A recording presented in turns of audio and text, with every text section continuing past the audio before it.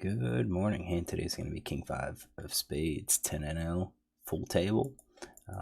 Early position, I fold that. Then we get a mid position raise, a cutoff caller, and a big blind caller. So this guy's 300 hands. He's playing 2011. We've got a raise first in, hijack with queens. Nothing too revealing. So we go to his stats. Mid position, raise first in stat 14, that's 8 out of 59. So it's going to be about 14%. We could say 13 to 15%. This is 14%. I think this looks good. Pocket pairs, suited aces, suited broadways, ace jack off, king queen, ace jack off plus, king queen off, and so forth. So I think this is pretty good range. This player's playing 26-4. We've got a 3-bet range of kings and ace king, so I'm going to say queens plus ace king is going to be his 3-bet range. When we look at his stats in the cutoff, he's only playing about 17%, and that's 2 out of 12. He plays wider in mid position or early position. Seems to be a little bit tighter in the cutoff, but we have fewer hands, so that's, I mean, it could just be bad luck that he hasn't had any hands to play in this case. So his called is 13%. Again, that's kind of a little off. So I look at this, and this is 13%. I think all pocket pairs, I think suited aces, I think your broadways. I think this player probably has a bit more, though. And I base that on these numbers. Just, you know, with the smaller sample size, he could have just not been getting these hands. He does have limp first in stats. Pre-flop calls, you can see he kind of calls. Seems like he's calling in early mid position. That could have just been when he's getting his hands to call with. So I'm just going to give him a little bit wider range, something that I think players will call with. These offsuits maybe. That gets us to 18. I think that's probably okay. And then the big blind's playing 16-12, 200 hands. I've color-coded him, so I've seen him. Probably have it. He's tight aggressive in the big blind, 21% VPIP, calls 25%. This guy's going to be a fairly tight range. We're going to look at his 3-bet stat. So he does have 3-bet hands. Jacks plus ace king suited, ace queen off plus ace 4 suited. That ace 4 is interesting because I think if we set up a 3-bet range of jacks plus ace queen, you know, I would say we could add in ace 4, ace 5. But since we have 2 other players, I think he's going to probably be a little bit more straightforward in his 3-bets. So I'm just going to leave jacks plus ace queen. I'm going to give him suited aces. I'm going to give him suited broadways. It is less to call, so we could probably open up his range a bit and give him like all broadways, and then these suited one gappers to get up to 20%. It's one of those things. If, you know, as a tight aggressive player, do I think he's going to be playing that loose against 2 players? He's going to be out of position. Probably not. Maybe king jack, queen jack off. So I think we're just going to go with this range and see what happens. So the flop comes down 6-4-4. That is just kind of like a nothing flop.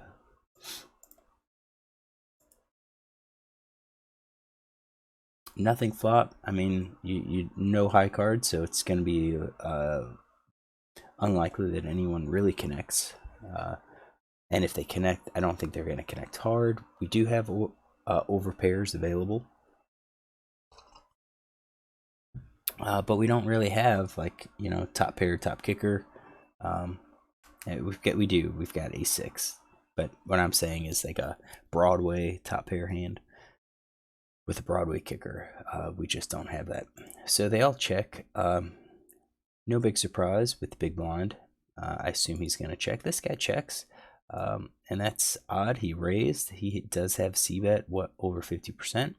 So since he did not c-bet, I'm going to eliminate all of his overpairs. I think I'm going to eliminate his top pair, basically any pair hand. So I'm just going to give him ace high. That's it. That's all I'm going to give him. This next guy has the opportunity to bet. Let's see if we have a float on him. No, just one opportunity. So I do think that if it was checked to him, he's probably betting top pair and over pair. I could see him checking like fives, threes, twos. I could see him checking that, but I think for the most part, players are going to be betting in this spot. I will say he doesn't seem to be overly aggressive, at least not with his pre-flop raise. But you don't have a massive number of hands on him. But we are going to narrow his range down just based on what players typically play. 9 of hearts comes out. That could be an improvement. So now we get this guy leading. He's leading 6. So 75% pot. I think at this point, I bet he's not doing a full house. However, we do have the notes that when he has trips, he bets more than 50% on C bets and then more than 75% on barrels.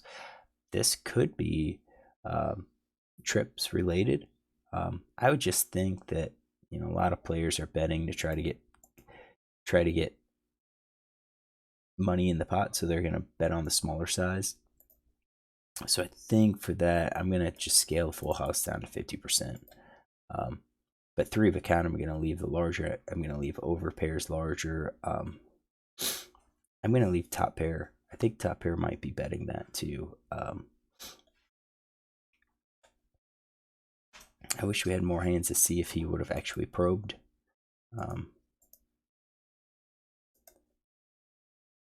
Let's see here, probe. Yeah, 2/3.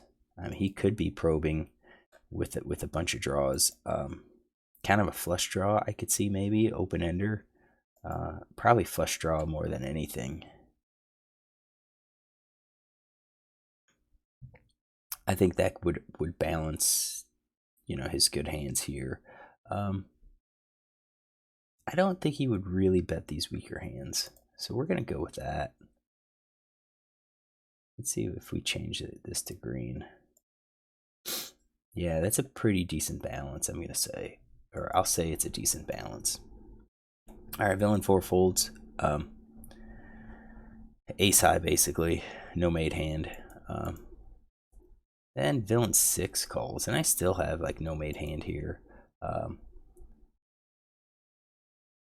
So maybe top pair.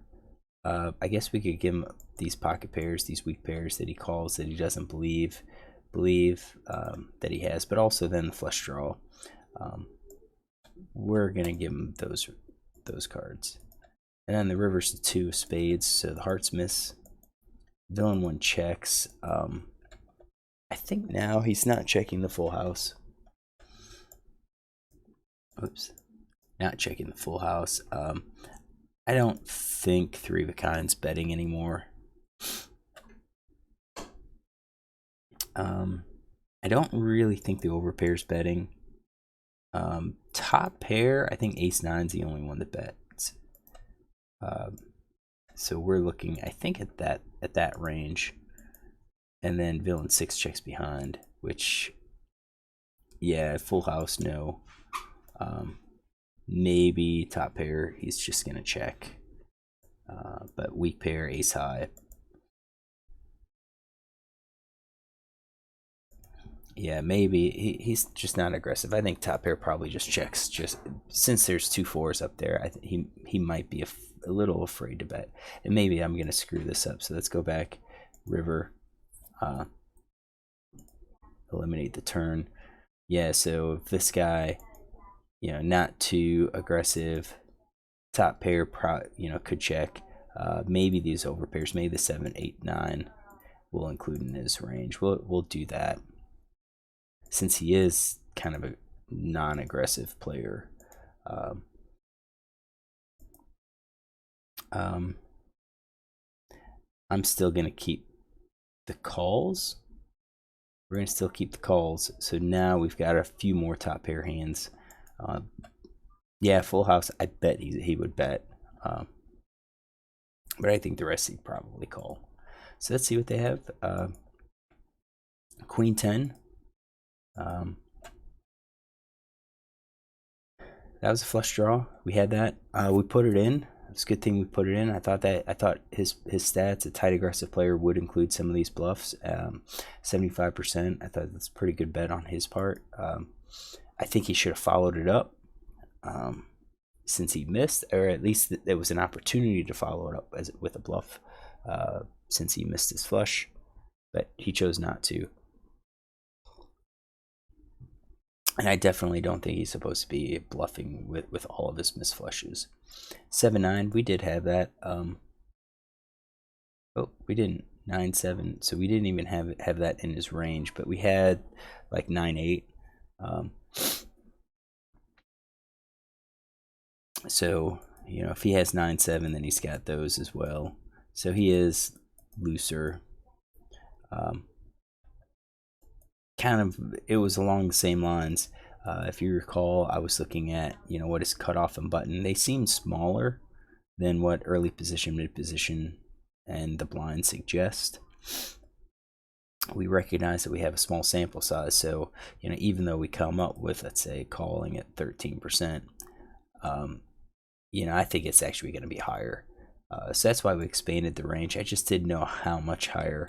So now we know. Now we know. So we can take a note on this, guys. So he calls MP, and that would be low jack.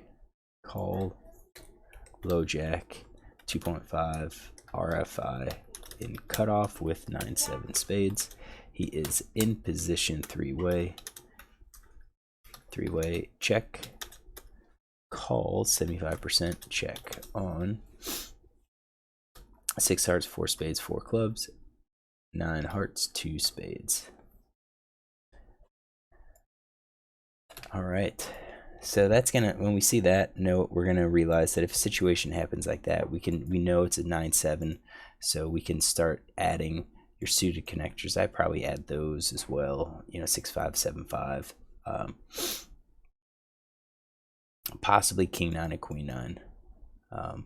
But I think the idea stays. You know, the hand reading stays, that it's possible that it's likely that he has a 9. Not likely, possible. It's in his range, and he could have like ace 9, or he could have 9 with a weaker kicker. And I don't think he would fold to a bet. I really don't.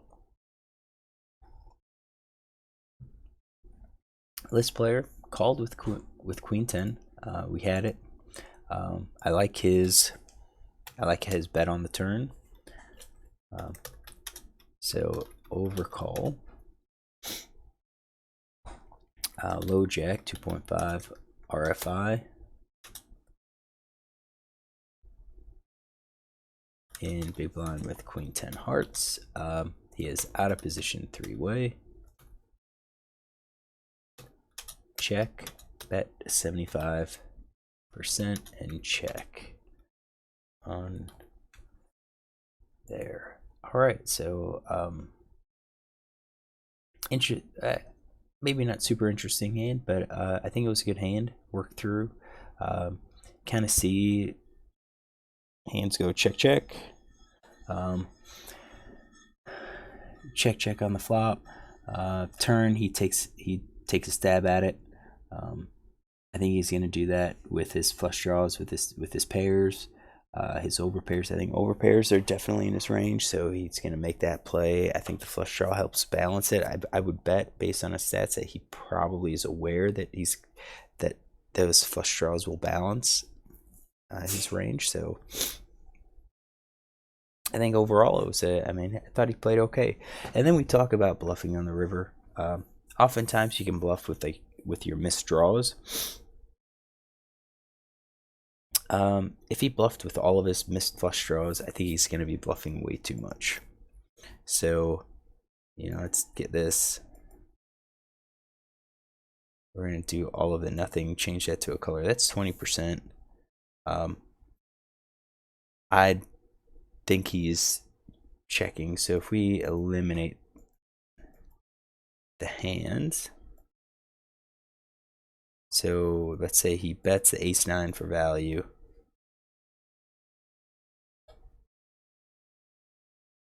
That could be about right.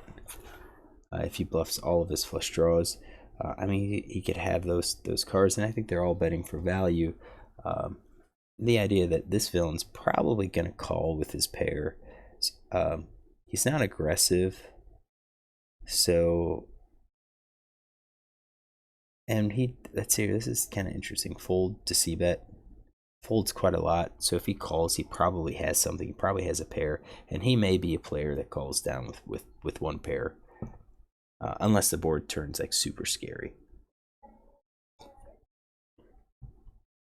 So in any case, all right, so we'll work through the hand. Hopefully you enjoyed it. If you do, look tomorrow. I may be doing another one. If it's not up tomorrow, then check on Monday.